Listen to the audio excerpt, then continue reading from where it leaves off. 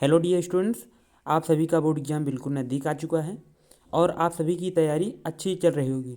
जैसा कि आप जानते हैं कि आपका पहला पेपर हिंदी का है। हिंदी में जो बच्चे नहीं समझ पा रहे हैं कि क्या पढ़ें, उनके लिए यह वीडियो बनाई गई है। तो चलिए शुरू करते हैं। एग्ज़ाम से रिलेटेड नोटिफिकेशन के लिए हमारे चैनल को सब्सक्राइब कर दीजिएगा। तो चलिए शुरू करते हैं। तो शुरू के 20 क्वेश्चन आपके बहुविकल्पीय होंगे। तो बहुविकल्पी की वीडियो मैंने पहले से ही बना दी है। तो आगे हम खंड बा वर्णात्मक प्रश्न की ओर चलते हैं और क्वेश्चन नंबर 21 से हम स्टार्ट करेंगे। तो चलिए स्टार्ट करते हैं। क्वेश्चन नंबर 21 महत्वपूर्ण गद्यांश। यहाँ पर आपको 3 गद्यांश दिए गए हैं, 3 पाठ। मित्रता हो गया, ममता हो गया और भारतीय संस्कृति हो गई। ये भी इम्पोर्टेंट क्वेश्चन है, ये भी आ सकता है और ये भी आ सकता है आपका। तो ये 6 नंबर का रहेगा आपका। मैंने यहाँ पर लिख भी दिया है 6 नंबर का क्वेश्चन।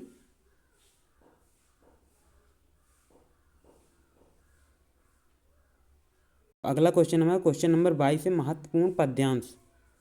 इसमें पहला सूरदास का आप याद कर लीजिए, दूसरा तुलसीदास का और तीसरा राम नरेश त्रिपाठी।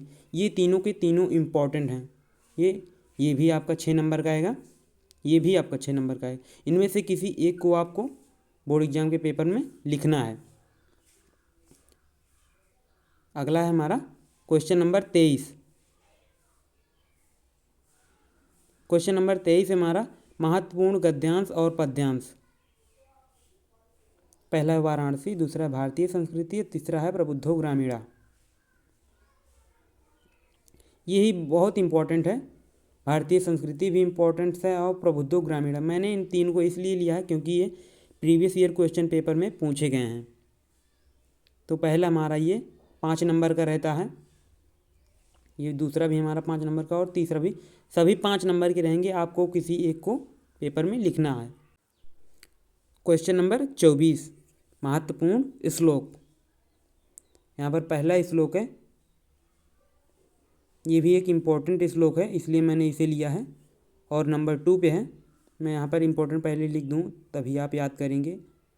नंबर 2 पे है मानम हित्वा प्रियो भवति क्रोधा हित्वा न सोचयत। ये भी एक इम्पॉर्टेंट क्वेश्चन है, श्लोक है। तो ये 2 नंबर में आएगा, आपको इन्हें ज़रूर से ज़रूर याद करके जाना है।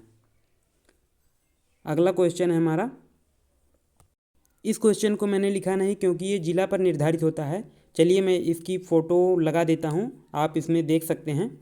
ये है अपने पठित काव्यखंड के आधार पर निम्नलिखित प्रश्नों में से किसी एक का उत्तर दीजिए।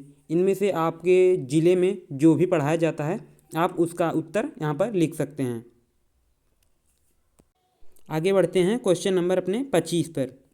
क्वेश्चन नंबर 25 है हमारा जीवन परिचय।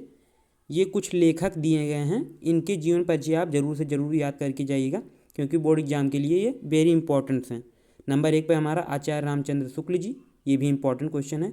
भगवत शरण उपाध्याय जी हैं, ये भी इंपॉर्टेंट हैं। और जयशंकर प्रसाद जी, ये तीनों के तीनों वेरी इंपॉर्टेंट जीवन परिचय हैं। ये 5 नंबर में आपके पूछे जाएंगे।